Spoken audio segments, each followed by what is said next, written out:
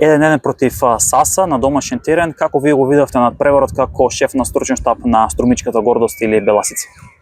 Па добро, значи знаевме и пред надпреварот дека Саса ова полусезона располага со доста квалитетни играчи, значи има играчи кои што дале допринос од таа наша македонска втора лига и доста и очекувавме тоа, значи да очекувавме еден тврд надпревар и така и се случи, значи прво доста цврст надпревар, прво полувреме некаде до 20 минута за испитување на силите и веќе потоа немавме во првиот дел, значи го имавме тој посет на игра, но нашиот посет се сведуваше некаде до втора зона, кај што немавме некои завршни пасови према трета зона и тука некако затаивме прво полувреме.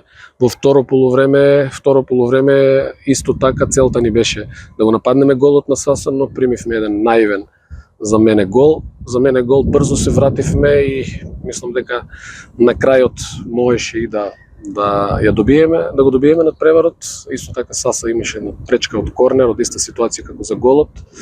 И во глобала, можеби нерешеното е и најреално.